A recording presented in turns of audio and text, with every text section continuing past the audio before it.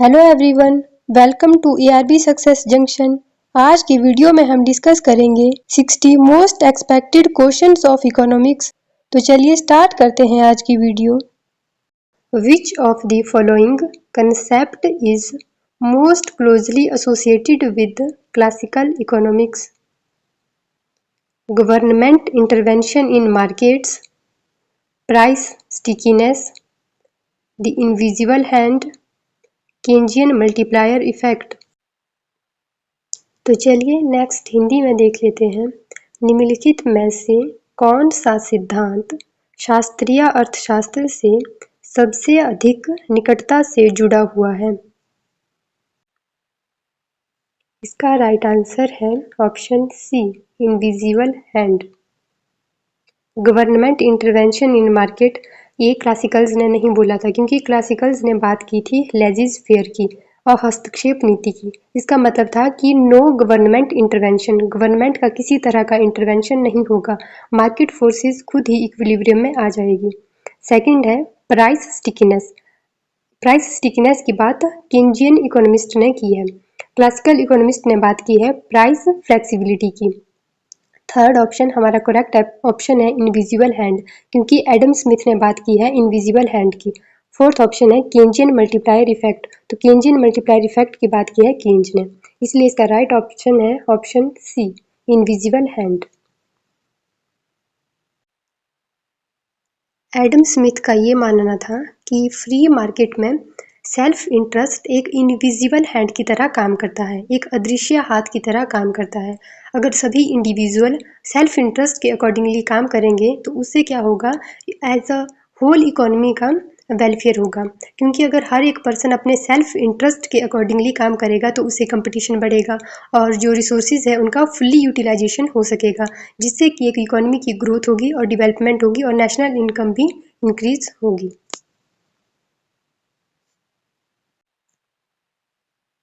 Next question is, which of the following books was written by Adam Smith? Principles of Economics, The Wealth of Nation, Das Kapital, The General Theory of Employment, Interest and Money। निम्नलिखित में से कौन सी पुस्तक Adam Smith द्वारा लिखी गई है?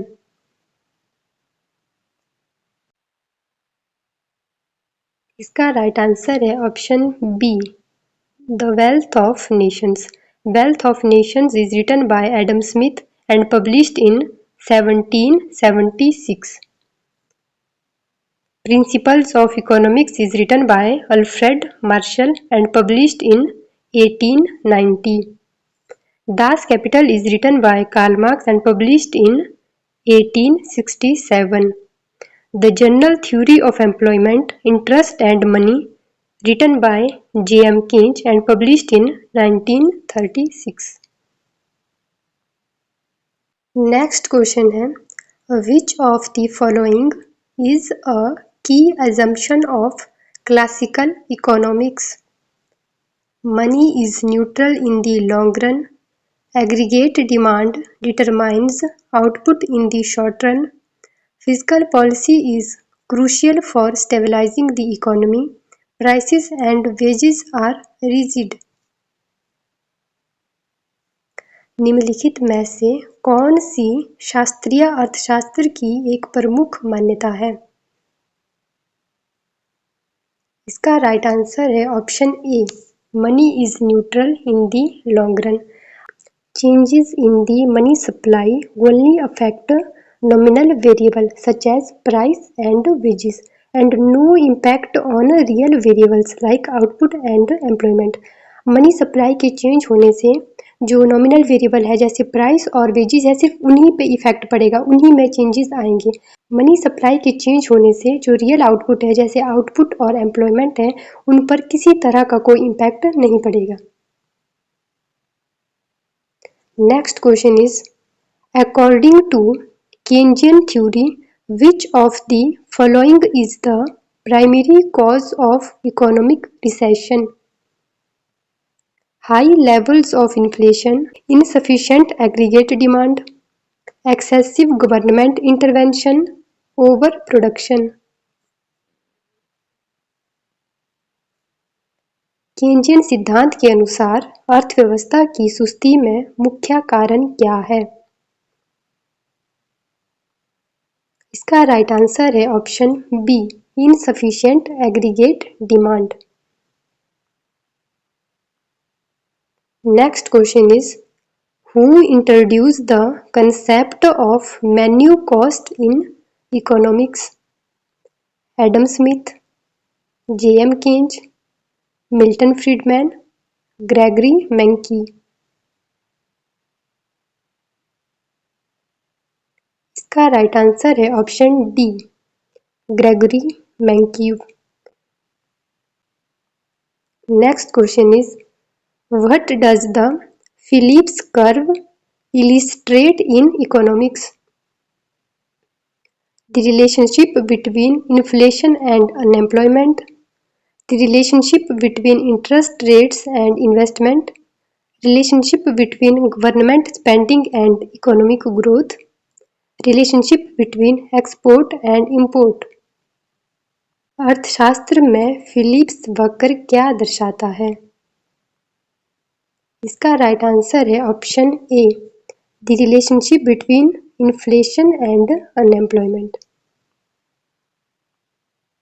Next question is, who is credited with introducing the concept of the natural rate of unemployment? J M. Keynes, Milton Friedman, Karl Marx, Adam Smith.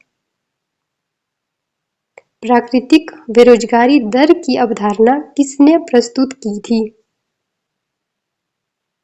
इसका राइट आंसर है option B, Milton Friedman. Next question is, Verdoorn's law primarily relates to the relationship between inflation and unemployment, investment and economic growth, labor productivity and output growth, government spending and national income। वर्डोन का नियम मुख्य रूप से किसके बीच संबंध से संबंधित है? मुद्रास्फीति और बेरोजगारी, निवेश और आर्थिक विकास, श्रम उत्पादकता और उत्पादन वृद्धि, सरकारी खर्च और राष्ट्रीय आय। इसका राइट आंसर है option C, labour productivity and output growth. Verdoorn's law, named after the Dutch economist P.J. Verdon, posits that there is a positive relationship between growth rate of labor productivity and the growth rate of output। Next question is, Okun's law primarily describes the relationship between inflation and interest rates, unemployment and economic growth, government spending and taxation, trade balance and exchange rates। ओकुन का नियम मुख्य रूप से किसके बीच संबंध को दर्शाता है? मुद्रास्फीति और ब्याज दर, बेरोजगारी और आर्थिक वृद्धि, सरकारी खर्च और कराधान, व्यापार संतुलन और विनिमय दरें। इसका राइट आंसर है option B, unemployment and economic growth. Next question is, in the ISLM model, an increase in government spending with no change in taxes would most likely shift the IS curve to the left, shift the IS curve to the right, shift the LM curve to the left, shift the LM curve to the right। ISLM model में बिना करों में कोई परिवर्तन के साथ सरकारी व्यय में वृद्धि सबसे अधिक किसे सूचित करती है?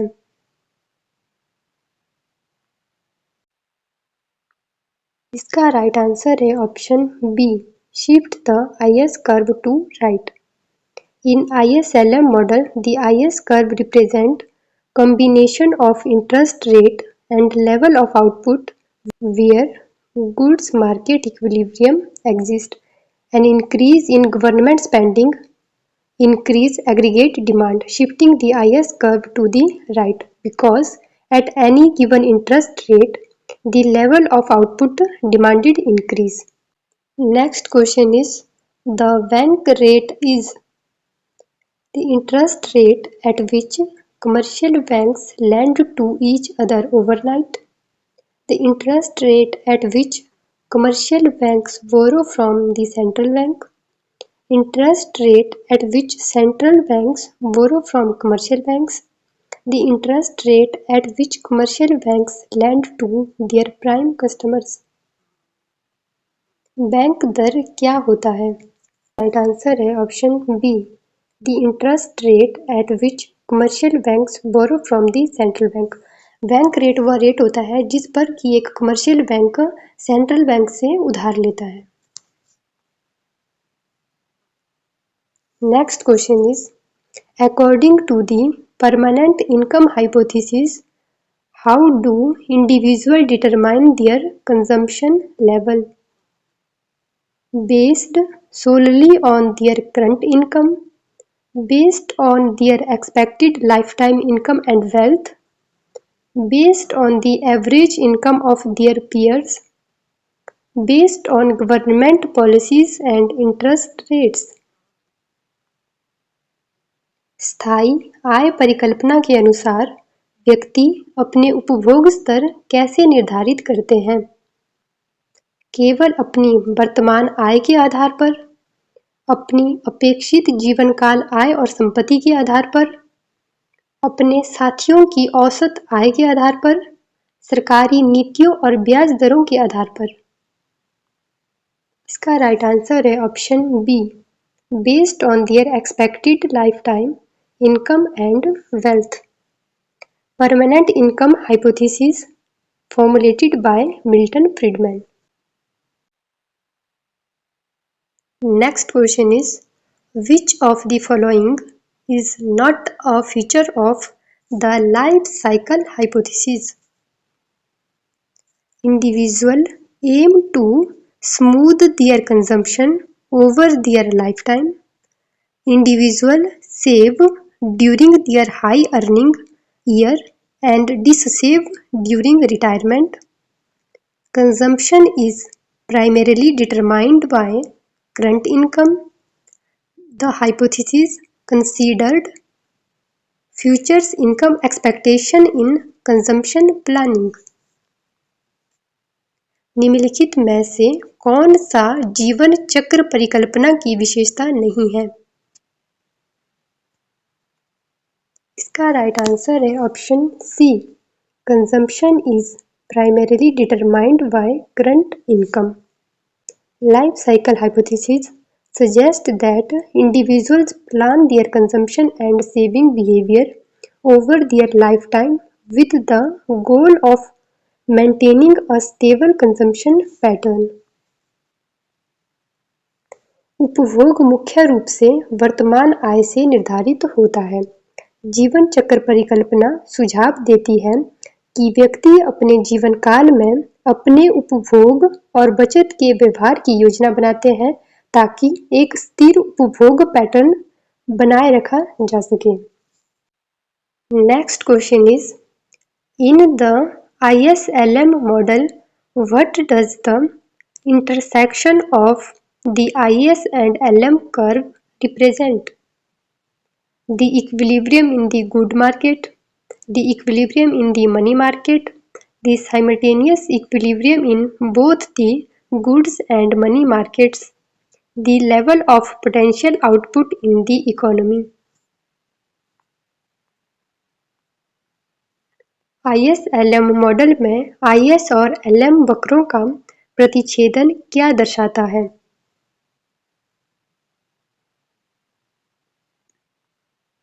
इसका राइट आंसर है option C, the simultaneous equilibrium in both the goods and money market. IS curve goods market से रिलेटेड होता है और LM कर्व मनी मार्केट से रिलेटेड होता है।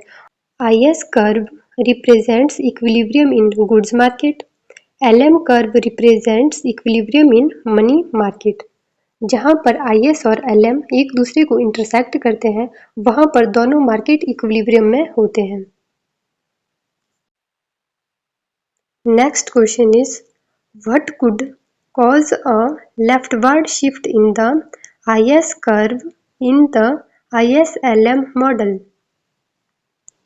An increase in consumer confidence, a decrease in taxes, an increase in the money supply, a decrease in government spending.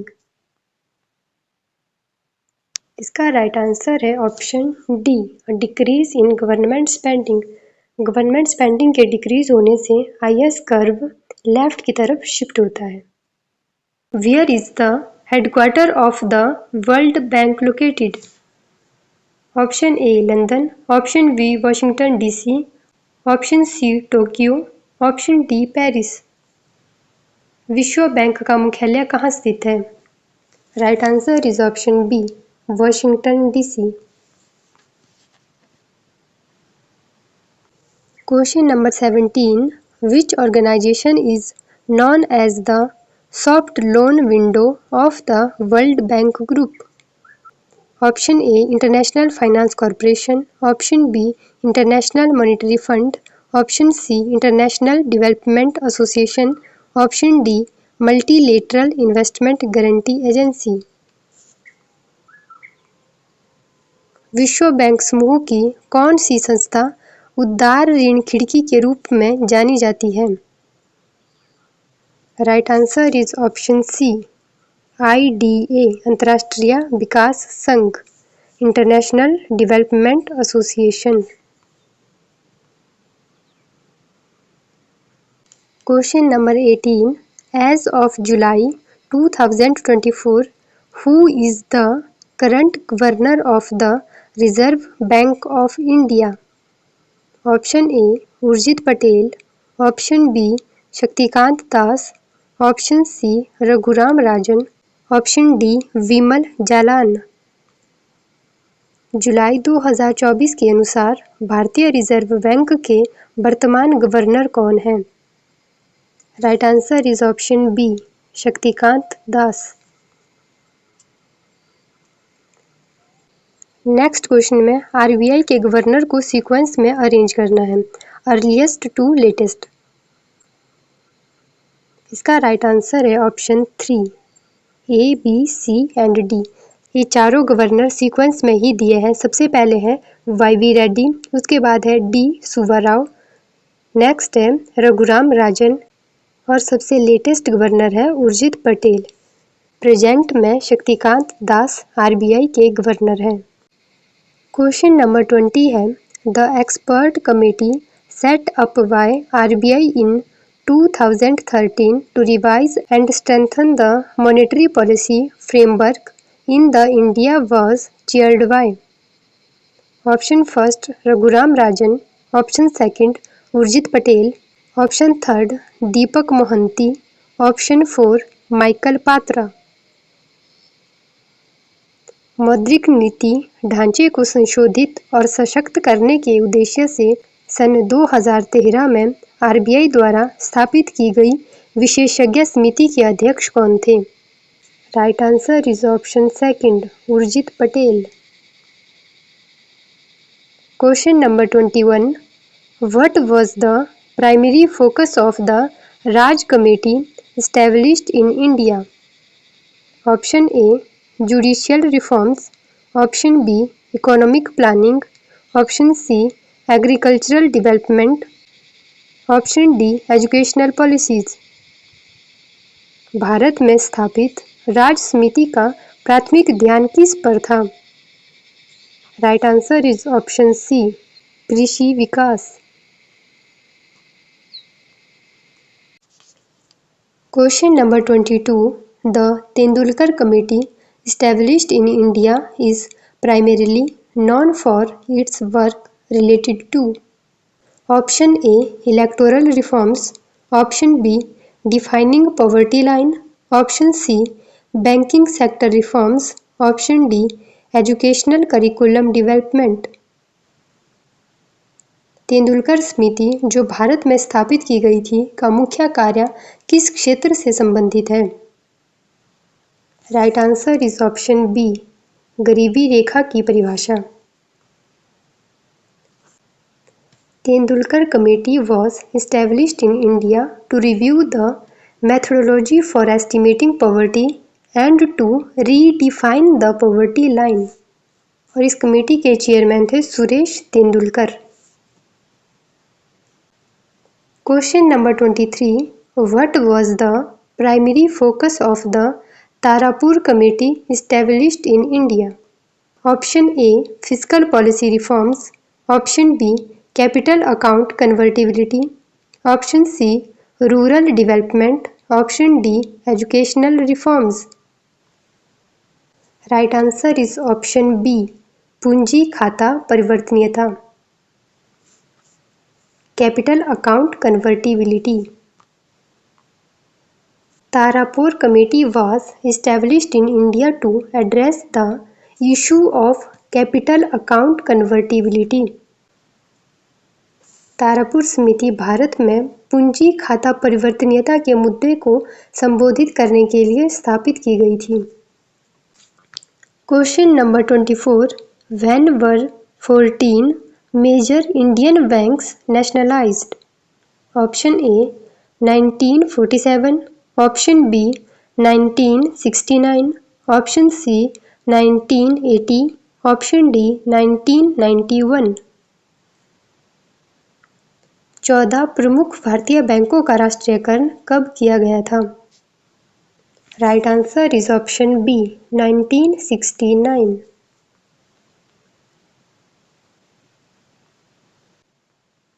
Question number 25, in which year was the Export-Import Bank of India established? Option A 1964, Option B 1976, Option C 1982, Option D 1991। Right answer is Option C 1982। Question number 26, which of the following is a part of the current account in the balance of payments? Option A, foreign direct investment, option B, trade in goods and services, option C, purchase of foreign assets, option D, portfolio investment। निम्नलिखित में से कौन सा भुगतान शेष के चालू खाते का हिस्सा है? Right answer is option B, वस्तुओं और सेवाओं का व्यापार। Current account of the BOP includes trade in goods and services which cover exports and imports of physical goods and services. It also includes income payments such as wages, interest and dividends, and current transfers like foreign aid and remittances. Foreign direct investment, purchase of foreign assets, and portfolio investment are components of the capital account and financial account. Question number 27. In which year was the regional rural banks established in India? Option A 1969, option B 1975, option C 1982, option D 1991। Bharat में क्षेत्रीय ग्रामीण bank की स्थापना किस वर्ष की गई थी? Right answer is option B 1975।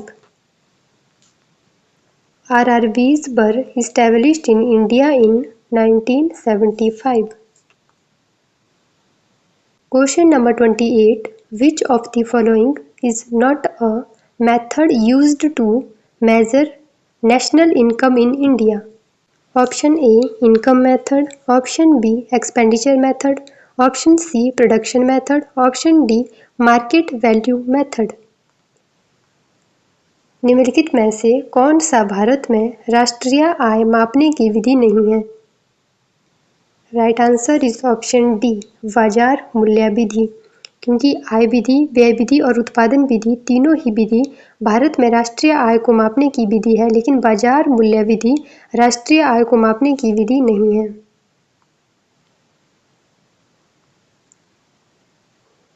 Question number 29.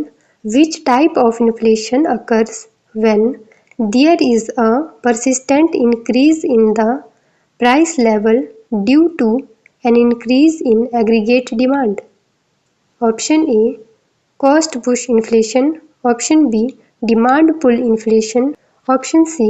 Built-in inflation. Option D. Hyperinflation. किस प्रकार की महंगाई तब होती है जब समग्र मांग में वृद्धि के कारण मूल्य स्तर में लगातार वृद्धि होती है? Right answer is option B, मांग धक्का महंगाई, demand pull inflation. Demand pull inflation तब अकर होता है जब एक इकोनॉमी में गुड्स और सर्विसेज की एग्रीगेट डिमांड उसकी कैपेसिटी से बहुत ज़्यादा बढ़ जाती है। जब एग्रीगेट डिमांड सप्लाई से बहुत ज़्यादा बढ़ जाती है तो उस केस में क्या होता है, गुड्स और सर्विसेज के प्राइस बहुत ज़्यादा बढ़ जाते हैं, तो उसको हम बोलते हैं demand pull inflation. Question number 30. Which of the following is not a measure of inflation? Option A. Consumer Price Index. Option B. Wholesale Price Index. Option C. Producer Price Index. Option D. Human Development Index. निम्नलिखित में से कौन सा मुद्रास्फीति का मापदंड नहीं है? Right answer is option D, मानव विकास सूचकांक HDI, human development index. CPI, WPI, PPI ये तीनों ही मुद्रास्फीति को मापने के मापदंड है, लेकिन ह्यूमन डेवलपमेंट इंडेक्स मुद्रास्फीति को मापने का मापदंड नहीं है, इसीलिए इसका राइट आंसर है option D. Which of the following properties is true for a normal distribution? Option A, it is positively skewed. Option B, the mean, median and mode are equal. Option C, it has two peaks. Option D, the tails are bounded. निम्नलिखित में से कौन सा गुण सामान्य वितरण के लिए सत्य है? इसका राइट आंसर है ऑप्शन बी, माध्या, माध्यिका और बहुलक समान होते हैं। The mean, median and mode are equal.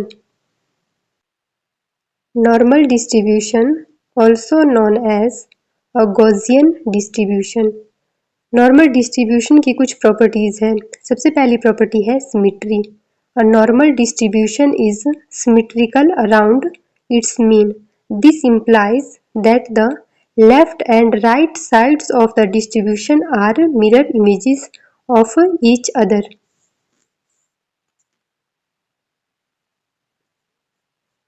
Normal distribution curve कुछ इस तरह का बनता है। इसका मतलब होता है कि अगर हम इसके बीच में एक लाइन ड्रॉ करते हैं तो इसके राइट हैंड साइड और लेफ्ट हैंड साइड दोनों में इक्वल वैल्यू डिस्ट्रीब्यूट होती है, दोनों ही साइड इक्वल वैल्यू होती है। Mean, median and mode are equal. In normal distribution the mean, median and mode are all equal and located at the center of the distribution. इन सारी property को हम next slide में diagram के help से भी समझेंगे। नेक्स्ट प्रॉपर्टी है bell shaped curve. The normal distribution has a single peak, unimodal and forms a bell shaped curve. Next property है asymptotic tails. The tails of the normal distribution extend infinity in both directions, approaching but never actually reaching the horizontal axis. एक सामान्य वितरण जिसे Gaussian वितरण के रूप में भी जाना जाता है के कई प्रमुख गुण होते हैं। सबसे पहला गुण है समरूपता। एक सामान्य वितरण अपने माध्य के चारों ओर सममित होता है। इसका मतलब है कि वितरण के बाएं और दाएं पक्ष एक दूसरे के प्रतिबिंब होते हैं, माध्या, माध्यिका और बहुलक। एक सामान्य वितरण में माध्य, माध्यिका और बहुलक सभी समान होते हैं और वितरण के केंद्र में स्थित होते हैं। यहाँ पर हमने नॉर्मल डिस्ट्रीब्यूशन का डायग्राम लिया है। नॉर्मल डिस्ट्रीब्यूशन बेल शेप्ड का होता है।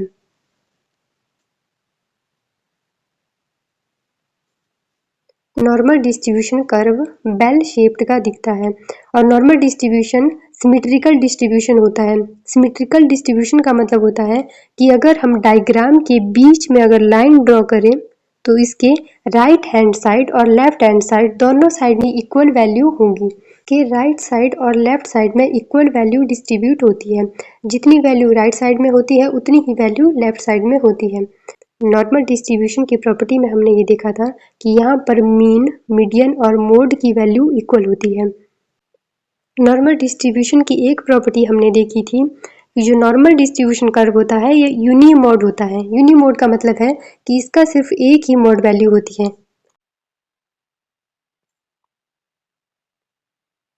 नॉर्मल डिस्ट्रीब्यूशन में -1 सिग्मा से लेकर 1 सिग्मा के बीच में 68.2% वैल्यू लाई करती है और -2 सिग्मा से लेकर 2 सिग्मा के बीच में 95.4% वैल्यू लाई करती है और -3 सिग्मा से लेकर 3 सिग्मा के बीच में 99.7% वैल्यू लाई करती है।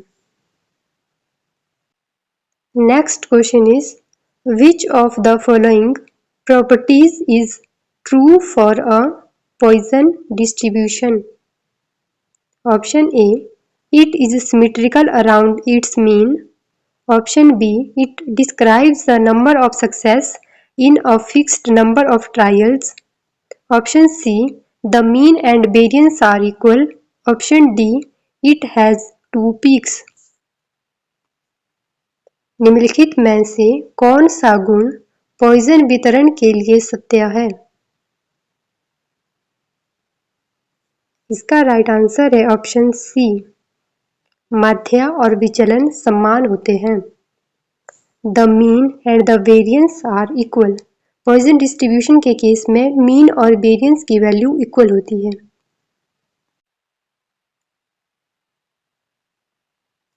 Next question is, which of the following is not a property of a binomial distribution? Option A, the number of trials is fixed. Option B, each trial results in one of two possible outcomes.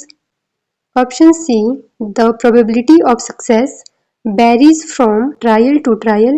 Option D, the trials are independent of each other. निम्नलिखित में से कौन सा binomial वितरण का गुण नहीं है? इसका राइट आंसर है ऑप्शन सी, सफलता की संभावना प्रत्येक परीक्षण में भिन्न होती है। The probability of success varies from trial to trial. इसका राइट आंसर है ऑप्शन सी। ऑप्शन सी इसका राइट आंसर इसीलिए है क्योंकि जो ऑप्शन सी है वो बाइनोमियल डिस्ट्रीब्यूशन की प्रॉपर्टी नहीं है। बाइनोमियल डिस्ट्रीब्यूशन के केस में जो सक्सेस की प्रोबेबिलिटी होती है वो फिक्स्ड रहती है, वो ट्रायल टू ट्रायल चेंज नहीं होती। Properties of binomial distribution include fixed number of trials. There is a fixed number of trials, two possible outcomes.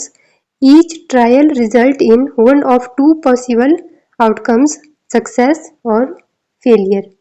Constant probability of success. The probability of success is the same of each trial. Independent trials. The trials are independent of each other. The outcome of one trial does not affect the outcome of another. Next question is, which of the following statement is true about index numbers? Option A, index numbers measure absolute changes in data. Option B, index numbers are used to compare the relative changes in data over time or between different locations. Option C, index numbers are only applicable to financial data. Option D. Index numbers are calculated using only the arithmetic mean. निम्नलिखित में से कौन सा बयान सूचकांक संख्याओं के बारे में सत्य है? इसका राइट आंसर है option B. Index numbers are used to compare the relative changes in data over time or between different locations. Next question is, who is credited with the development of the linear programming problem?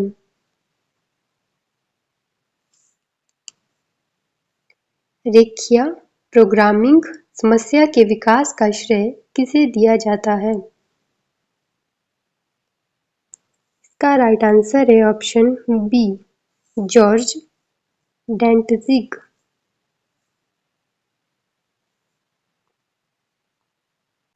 George Dantzig is credited with the development of the linear programming problems and the creation of the simplex method to solve it in 1947.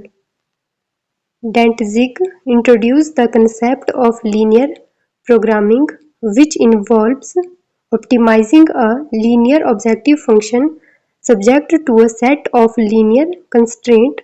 His work laid the foundation for the field and has been widely applied in various industries for resource allocation, production, planning, and other optimization problems. Next question is, which of the following is not an assumption of a linear programming problem? Option A. Linearity. Option B. Divisibility. Option C. Certainty. Option D. Non-linearity. निम्नलिखित में से कौन सा रेखीय programming समस्या की एक धारणा नहीं है? इसका राइट आंसर है option D. Non linearity.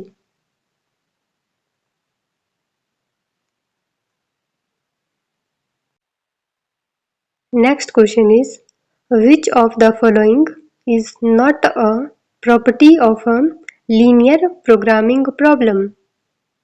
Option A. Objective function must be linear. Option B. Constraints must be linear. Option C.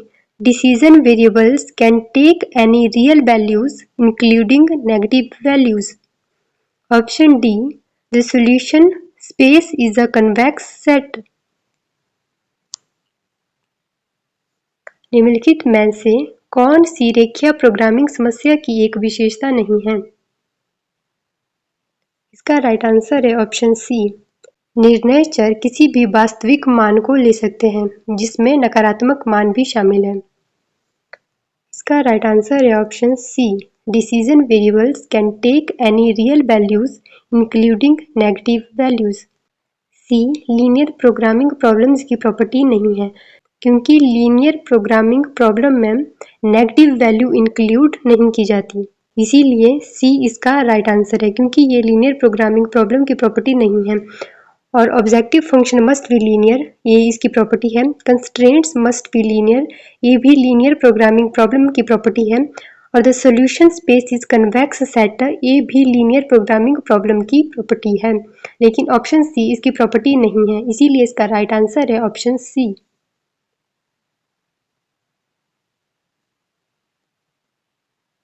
Next question is, who developed the input-output model? J.M. Keynes, Milton Friedman, W. Leontief, Paul Samuelson. Input output model किसने विकसित किया? इसका right answer है option C. Leontief. Next question is, which of the following is not an assumption of the input-output model? Option A. Constant returns to scale.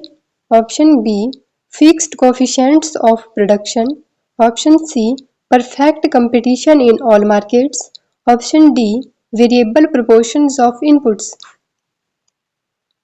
Input output model की मान्यता इनमें से कौन सी नहीं है? इसका राइट आंसर है option D variable proportions of inputs, क्योंकि कांस्टेंट रिटर्न टू स्केल और fixed coefficient of production and perfect competition in all markets input output model की अजम्पशन है, लेकिन variable proportions of inputs input output model की assumption नहीं है, बल्कि fixed proportions of inputs input output model की assumption है। इसीलिए इसका राइट आंसर है ऑप्शन डी, क्योंकि variable proportion of inputs input output model की अजम्पशन नहीं है। Input output model developed by W. Leontief assumes fixed coefficient of production, meaning the proportion of inputs used are constant and do not change with the level of output. It also assumes constant returns to scale and perfect competition in all markets. The assumption of variable proportion of inputs contradicts the fixed coefficient assumption and thus it is not a part of the input-output model. लियोन्तिफ द्वारा विकसित input-output model उत्पादन के निश्चित गुणांकों को मानता है, जिसका मतलब है कि उपयोग किए गए इनपुट के अनुपात स्थिर रहते हैं और उत्पादन के स्तर के साथ नहीं बदलते। यह स्थिर प्रतिफल पैमाने पर और सभी बाजारों में पूर्ण प्रतिस्पर्धा को भी मानता है। Next question is which condition is postulated in the input-output model to ensure the viability of the economic system? Option A Pareto efficiency, Option B Nash equilibrium, Option C Hawkins-Simon condition, Option D Keynesian equilibrium। Input output model में आर्थिक प्रणाली की व्यवहार्यता सुनिश्चित करने के लिए कौन सी शर्त उपयोग की जाती है? इसका राइट आंसर है option C Hawkins Simon condition. Hawkins-Simon condition is postulated in the input-output model to ensure the viability of the economic system.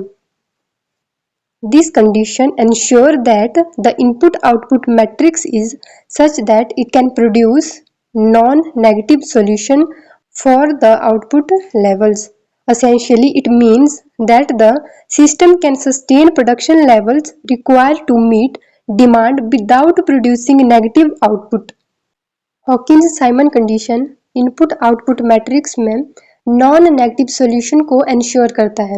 Negative solution या नेगेटिव आउटपुट का मतलब होता है कि किसी आउटपुट को प्रोड्यूस करने के लिए उसमें इनपुट ज़्यादा लगाई जा रही है।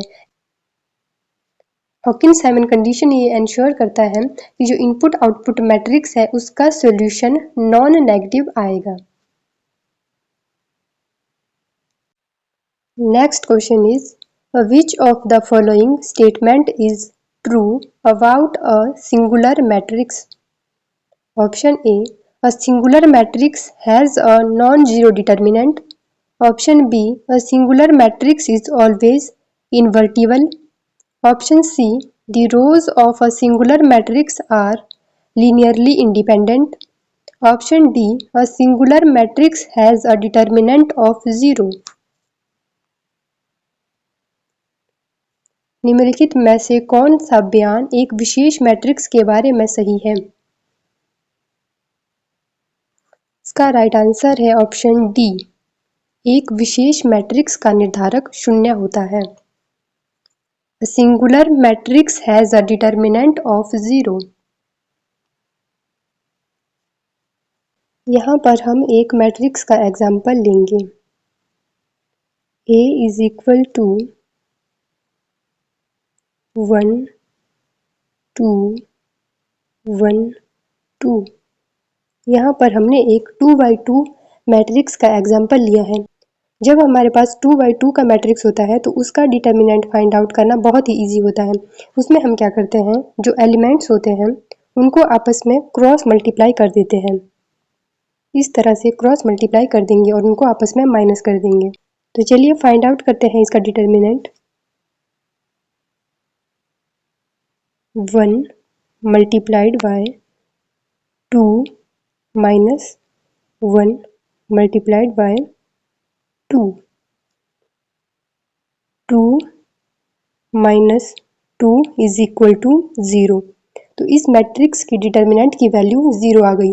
तो इसका मतलब है कि ये एक सिंगुलर मैट्रिक्स है। Next question is, in simultaneous equation model OLS can be applied directly if option A, it is a recursive model, option B, order condition is satisfied, option C, rank condition is satisfied, option D, both order and rank condition are satisfied। इसका right answer है option A, it is a recursive model. हम OLS को directly simultaneous equation model पर apply नहीं कर सकते, और अगर हम OLS को डायरेक्टली साइमल्टेनियस इक्वेशन मॉडल में अप्लाई कर देते हैं तो हमें बाइस्ड और इनकंसिस्टेंट रिजल्ट देखने को मिलते हैं। लेकिन जो रिकर्सिव मॉडल है, जो साइमल्टेनियस इक्वेशन मॉडल का ही पार्ट है, उसमें हम OLS को डायरेक्टली अप्लाई कर सकते हैं। Next question is, in a chi-square test for independence with a contingency table of 4 rows and 5 columns, what is the degree of freedom? इस क्वेश्चन में काई स्क्वायर टेस्ट के केस में डिग्री ऑफ फ्रीडम क्या होगी ये पूछा गया है, और क्वेश्चन में हमें गिवन है 4 रोज एंड 5 कॉलम्स।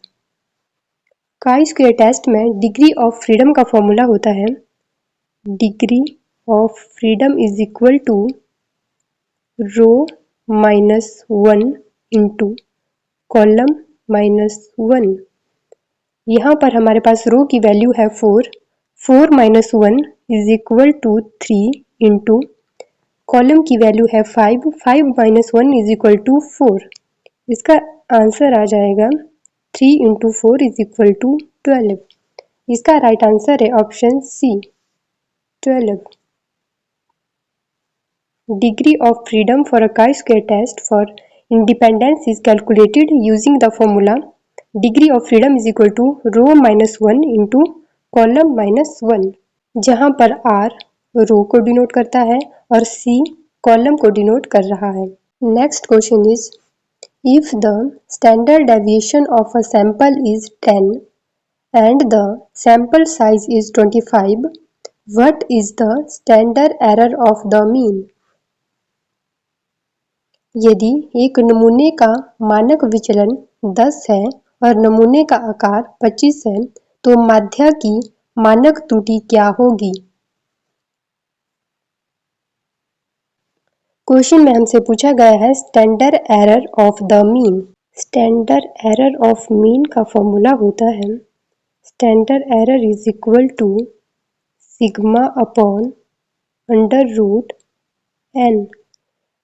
सिग्मा का मतलब है स्टैंडर्ड डेविएशन और एन का मतलब है सैंपल साइज। यहाँ पर सिग्मा की वैल्यू दी गई है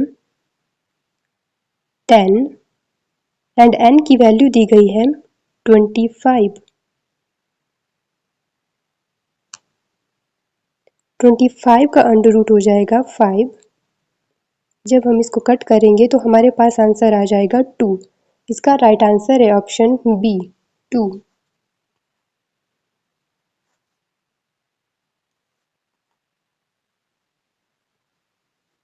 यहाँ पर मैंने फॉर्मूला भी मेंशन किया है और इसका सॉल्यूशन भी मेंशन किया है। आप चाहो तो यहाँ से स्क्रीनशॉट भी ले सकते हो। हिंदी में भी यहाँ पर दिया गया है।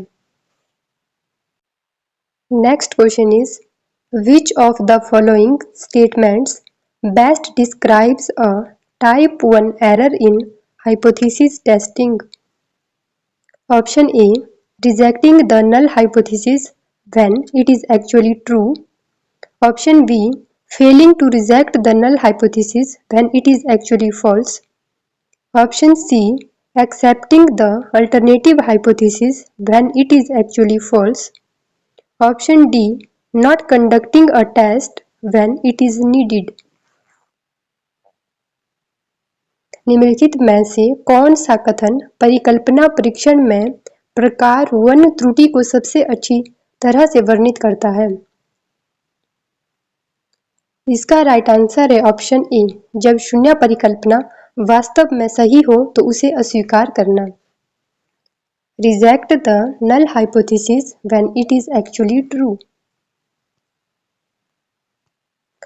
Type 1 error, also known as false positive, occurs when the null hypothesis is rejected even though it is true. The probability of making a type 1 error is denoted by significance level. Type 1 error को हम alpha से denote करते हैं। Type 1 और type 2 error को याद रखने के लिए मेरे पास एक छोटी सी ट्रिक है जिससे आप कभी भी ये नहीं भूलोगे कि टाइप 1 एरर क्या है और टाइप 2 एरर क्या है। सबसे पहले क्या करना है, सबसे पहले टिक करना है, फिर कट करना है, दूसरा कट करना है और टिक करना है। ये एक सिंपल सी ट्रिक है। इसमें क्या है ट्रिक है, ये जो फर्स्ट है वो टाइप 1 एरर है और जो सेकंड है वो टाइप 2 एरर है। जब हमारी नल हाइपोथेसिस ट्रू है, जब नल हाइपोथेसिस ट्रू है, सही है और हम उसे रिजेक्ट कर देते हैं तो तब हमारा टाइप 1 एरर आ जाता है। जब हमारी नल हाइपोथेसिस गलत है, फॉल्स है और तब हम उसको रिजेक्ट नहीं कर पाते, गलती से उसको एक्सेप्ट कर देते हैं तो उसको हम बोलते हैं type 2 error. Next question is which of the following statement best describes a type 2 error in hypothesis testing? Option A. Failing to reject the null hypothesis when it is actually false. Option B. Rejecting the null hypothesis when it is actually true. Option C. Accepting the alternative hypothesis when it is actually true. Option D. Not conducting a test when it is needed. निम्नलिखित में से कौन सा कथन परिकल्पना परीक्षण में प्रकार 2 त्रुटि को सबसे अच्छी तरह से वर्णित करता है? इस क्वेश्चन को सॉल्व करने के लिए जो मैंने अभी ट्रिक बताई थी आप उसका यूज कर सकते हो कि सबसे पहले हमें क्या करना है, टिक करना है, फिर कट करना है, फिर कट करना है और फिर टिक करना है। फर्स्ट वाला टाइप 1 एरर को डिनोट कर रहा है और सेकंड टाइप 2 एरर को डिनोट कर रहा है। फर्स्ट में क्या बोला गया है, जब नल हाइपोथेसिस ट्रू थी लेकिन हमने उसे रिजेक्ट कर दिया तो हमारे सामने टाइप 1 एरर आ गया। सेकंड में क्या बोला गया है कि जब नल हाइपोथेसिस फॉल्स थी लेकिन हम उसको रिजेक्ट नहीं कर पाए, फेल्स टू रिजेक्ट, जब हम उसको रिजेक्ट नहीं कर पाए और गलती से हमने उसको एक्सेप्ट कर लिया तो हमारे पास टाइप 2 एरर आ गया। तो इसीलिए इसका राइट आंसर क्या हो जाएगा, option A, failing to reject the null hypothesis when it is actually false. Null hypothesis क्या थी, फॉल्स थी, लेकिन हम उसको रिजेक्ट नहीं कर पाए और हमने गलती से उसको एक्सेप्ट कर दिया तो ये हमारा टाइप 2 एरर बन गया। इसीलिए इसका राइट आंसर है ऑप्शन ए। अब इस ट्रिक की हेल्प से भी क्वेश्चन को सॉल्व कर सकते हो। Type 2 error, also known as false negative, occurs when the null hypothesis is not rejected even though it is false. Type 2 error को बीटा से डिनोट किया जाता है। Next question is which of the following properties is true for a blue best linear unbiased estimator? Option A, it always provides N estimator with the smallest variance among all unbiased estimators. Option B, it provides the largest variance among all linear unbiased estimators. Option C, it always provides a biased estimator with the smallest variance. Option D, it ensures that the estimator has the largest mean squared error among all linear unbiased estimators. Blue की निम्नलिखित में से कौन सी विशेषता सही है? इसका right answer है option A, it always provides N estimator with the smallest variance among all unbiased estimators. Blue stands for Best Linear Unbiased Estimator. According to Gauss-Markov theorem, a blue is an estimator that satisfies the following condition: linearity. The estimator is a linear function of the observed data. Unbiasedness. The expected value of the estimator equal to the true parameter value. Best. Among all linear unbiased estimator, it has the smallest variance, making it most efficient estimator. Blue में जो B है उसका मतलब है best और best का मतलब है कि जो वेरिएंस है वो मिनिमम होगा. Next question is which of the following is a consequence of autocorrelation in the residuals of a regression model. Option A, the coefficients are unbiased but inefficient. Option B, the coefficients are biased and inefficient. Option C, the standard error of the coefficients are biased and consistent. Option D, the model's predictions are always accurate. इसका right answer है option A. The coefficients are unbiased but inefficient. जब एक regression model में autocorrelation की problem पाई जाती है तो जो एस्टिमेटर होता है वो अनबाइस्ड रहता है, कंसिस्टेंट रहता है, लेकिन एफिशिएंट नहीं होता, वो इनएफिशिएंट होता है. इसीलिए इसका राइट आंसर है option A, unbiased and inefficient.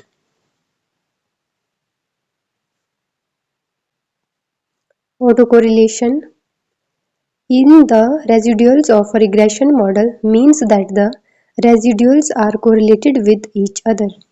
Auto correlation का मतलब होता है जब एक रिग्रेशन मॉडल में दो एरर टर्म आपस में कोरिलेटेड होते हैं. तो इस केस में अगर हम OLS को अप्लाई कर देते हैं तो जो हमारा एस्टिमेटर है वो अनबाइस्ड रहता है लेकिन इनएफिशिएंट बन जाता है.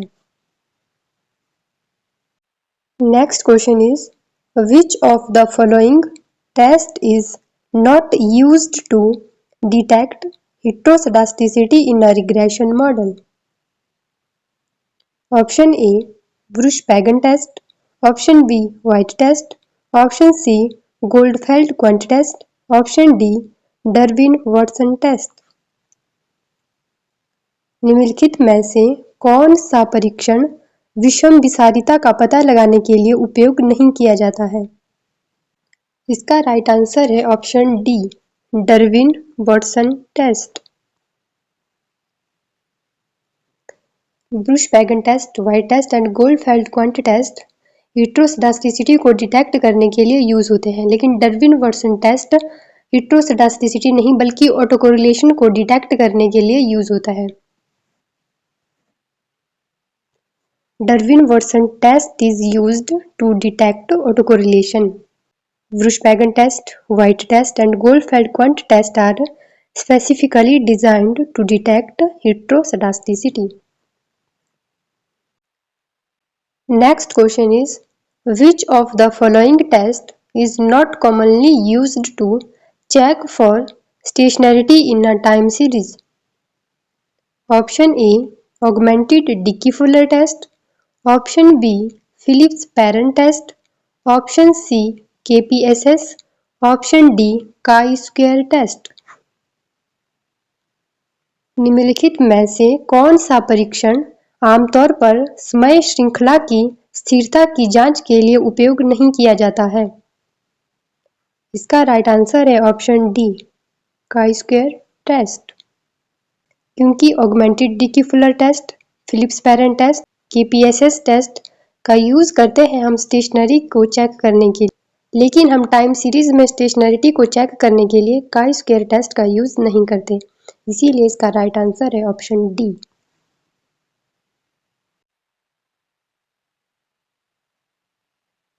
Next question is, in the context of the order condition for identification in simultaneous equation model, which of the following statement is correct?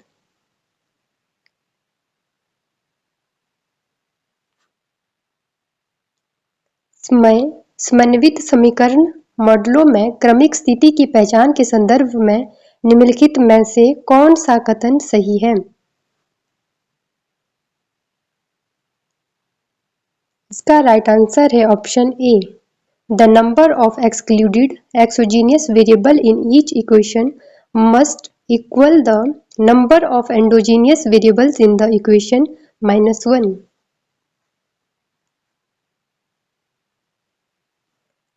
The order condition for identification states that for an equation to be identified, the number of excluded exogenous variables from that equation must be at least as large as the number of endogenous variable in the equation minus 1. Next question is, which statistical index is known to be upward biased due to its method of calculation and handling of substitution effects?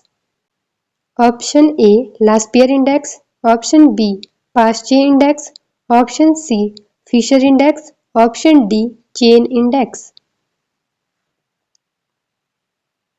कौन सा सांख्यिकीय सूचकांक अपनी गणना की विधि और प्रतिस्थापन प्रभावों के प्रबंध के कारण ऊपर की ओर पूर्वाग्रही है? इसका राइट आंसर है option A, Laspeyres index.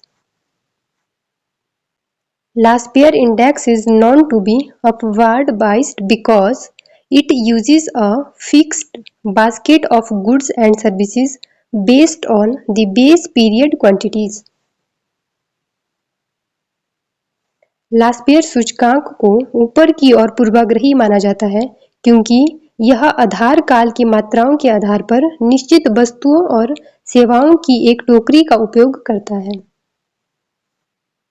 Next question is, which index is known to be downward biased due to its method of calculation and handling of substitution effects? Option A, Laspeyres index. Option B, Paasche index. Option C, Fisher index. Option D, Chain index. कौन सा सूचकांक अपने गणना की विधि और प्रतिस्थापन प्रभावों के प्रबंधन के कारण नीचे की ओर पूर्वाग्रही है? इसका राइट आंसर है ऑप्शन बी, पाश्चे सूचकांक, पाश्चे index. The Paasche index is downward biased because it uses current period quantities as bait.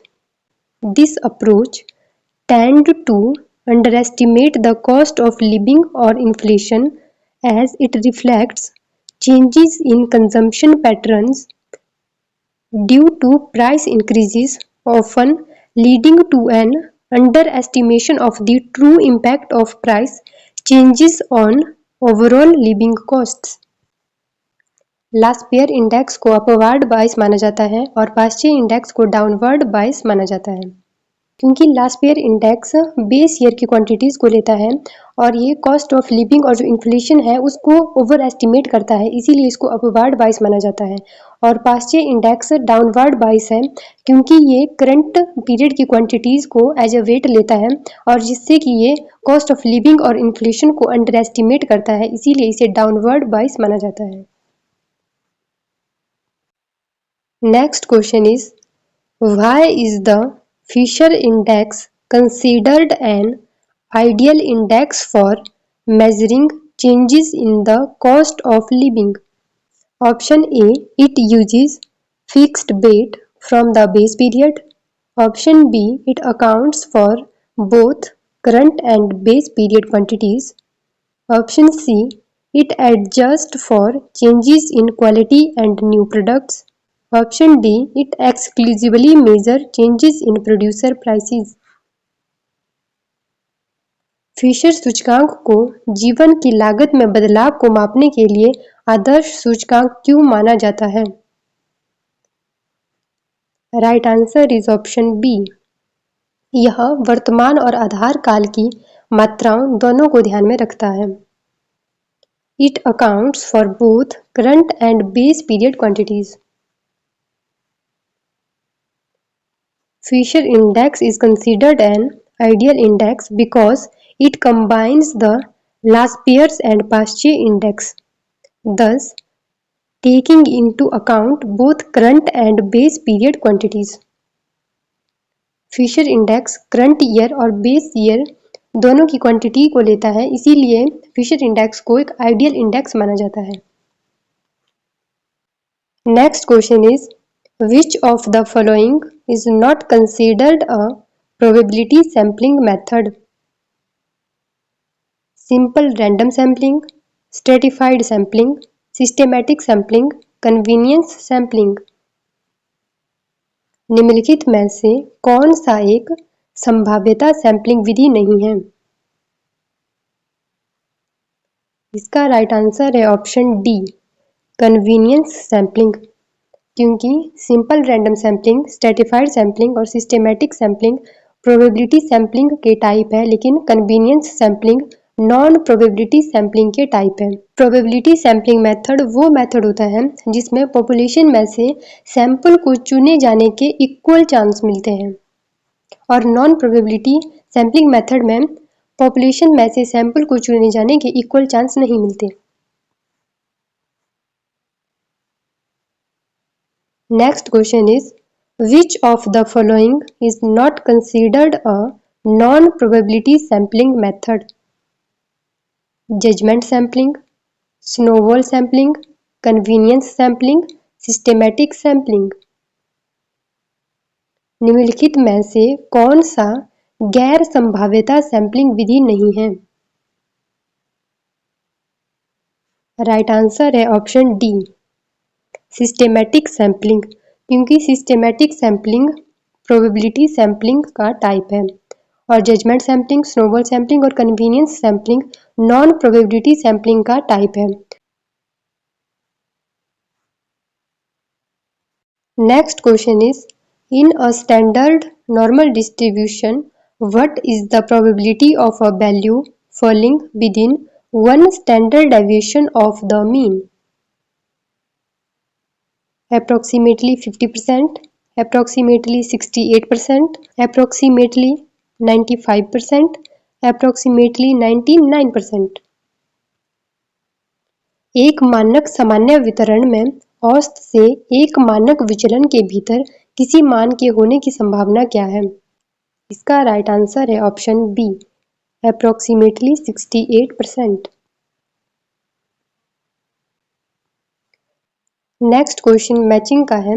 List 1 को लिस्ट 2 से मैच करना है। लिस्ट 1 में दिया है censored regression model, normit model, distributed lag model, partial adjustment model, और list 2 में दिया है probit model, Marc Nerlove Tobit model, कोएक।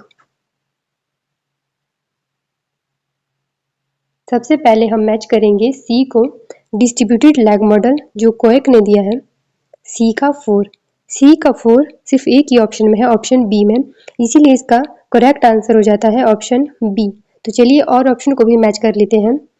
Censored regression model Tobit model से रिलेटेड है, नॉर्मिट मॉडल प्रोबिट मॉडल से रिलेटेड है, और partial adjustment model Marc Nerlove से रिलेटेड है, इसीलिए इसका राइट आंसर है option B. Next question is standard error of a large sample size from a population whose variance is sigma square is. जनसंख्या के एक बड़े नमूने n की मानक त्रुटि जिसका विचरण सिग्मा स्क्वायर है क्या होगी? इसका राइट आंसर है option D, sigma upon under root n। Sigma upon under root n यहाँ पर स्टैंडर्ड एरर का फॉर्मूला पूछा गया था। नेक्स्ट क्वेश्चन है for a distribution of mean is equal to 26, median is equal to 26 and mode is equal to 26, the distribution would be positively skewed, negatively skewed, symmetrical या none of these. एक वितरण जिसका माध्य 26, माध्यिका 26 तथा बहुलक 26 है, तो ऐसा वितरण क्या होगा? धनात्मक रूप से विषम, ऋणात्मक रूप से विषम, सममित, इनमें से कोई नहीं। इसका राइट आंसर है ऑप्शन सी, सिमेट्रिकल, क्योंकि जहां पर मीन, मीडियन और मोड की वैल्यू इक्वल होती है वहां पर हमारा डिस्ट्रीब्यूशन सिमेट्रिकल होता है। आपको ये वीडियो हेल्पफुल लगी है तो इसी तरह की और वीडियोस देखने के लिए चैनल को सब्सक्राइब कर दीजिए, वीडियो को लाइक एंड शेयर कर दीजिए। Thank you.